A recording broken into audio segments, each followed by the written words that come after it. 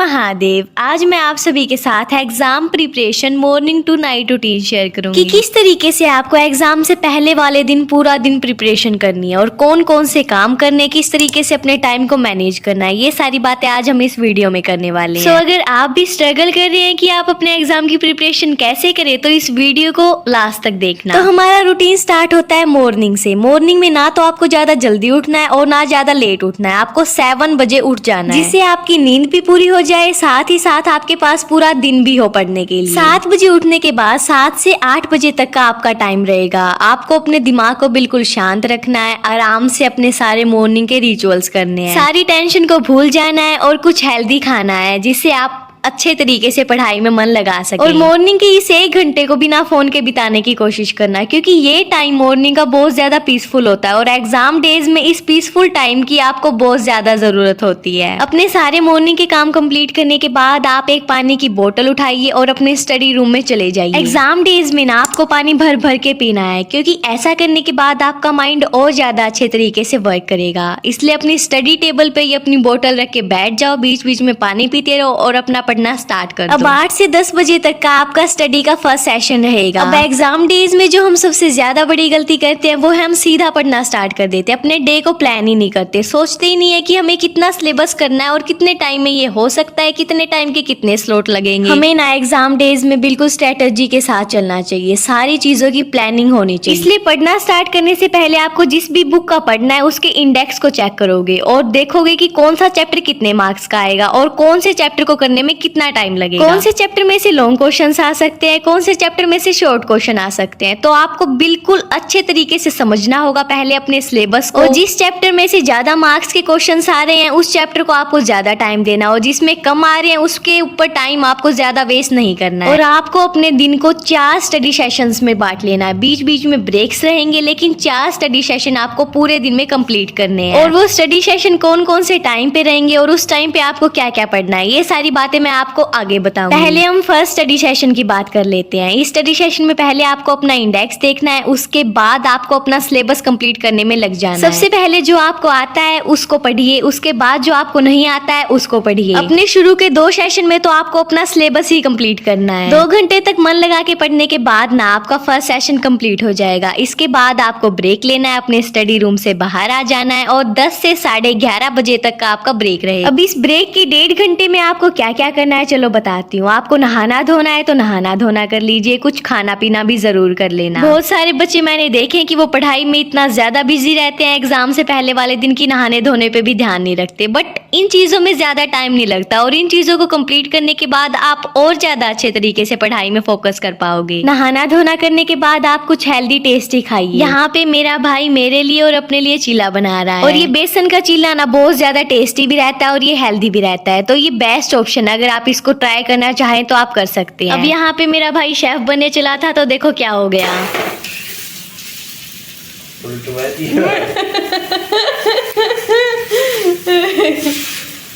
अब इसकी शक्ल चाहे कैसी भी हो बट खाने में ये बहुत ज्यादा टेस्टी था। खाना पीना करने के बाद अगर आपके घर के पास पार्क है तो आप थोड़ी देर के लिए टहलने के लिए चले जाना। पार्क नहीं है तो आप गली में छत पे टहल सकते हैं, क्योंकि अभी हमारे पास 1.5 घंटे का ब्रेक है, तो यहाँ पे हम ये सारे काम आराम से कंप्लीट कर सकते हैं। अब 1.5 घंटे के ब्रेक के बाद आपका 2 घंटे का स्टडी सेशन रहेगा। जैसा मैंने आपको पहले बताया था कि स्टार्टिंग की 2 स्टडी सेशन में आपको अपना सारा सिलेबस ही कंप्लीट करना है। तो इस टाइम पे कोई भी चीज आपको मुश्किल लगती है, कोई भी क्वेश्चन हो इंटरनेट से या फिर अपने भाई बहन की हेल्प से, आपको सारे सिलेबस को इस टाइम पे कंप्लीट कर लेना है। कोई भी क्वेश्चन छोड़ना है ही नहीं।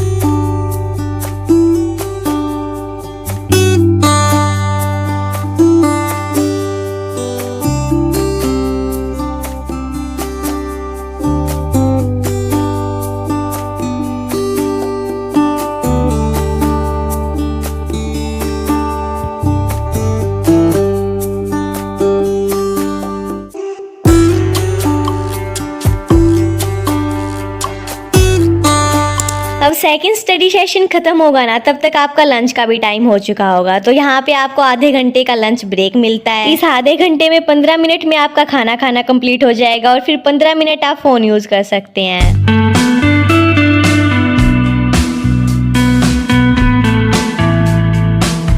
ब्रेक के खत्म होने के बाद 2 बजे आपका दोबारा से स्टडी सेशन रहेगा। ये स्टडी सेशन आपका 3 घंटे का रहेगा, क्योंकि ये आपका रिवीजन का सेशन रहेगा। अपने फर्स्ट 2 स्टडी सेशन में आपने अपना सारा सिलेबस कंप्लीट कर लिया है, तो अब 3 घंटे में आप सारे सिलेबस को रिवाइज करोगे, क्योंकि रिवीजन मस्ट है। जब आपकी सारे सिलेबस की रिवीजन हो जाएगी ना, तब देखना आपको अलग ही कॉन्फिडेंस आएगा, क्योंकि रिवीजन करने के बाद आपको आइडिया लग जाता है कि आपको कितना आता है कितना नहीं आता है। और रिवीजन करने के बाद जो आपको आता है ना, वो आपको और ज्यादा अच्छे तरीके से मेमोराइज हो जाएगा, जिसके भूलने के चांसेस बहुत ज्यादा कम हो जाएंगे। इसलिए रिवीजन करना बहुत ज्यादा मस्ट है।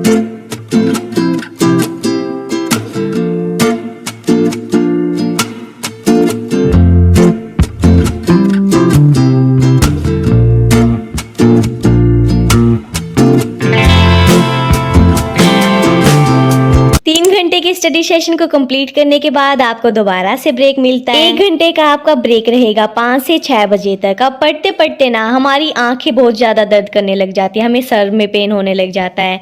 तो कुछ छोटी छोटी एक्सरसाइज होती है जिनसे हमें इन चीज़ों में रिलीफ मिल सकता है। तो इस 1 घंटे में आप उन एक्सरसाइज को करना।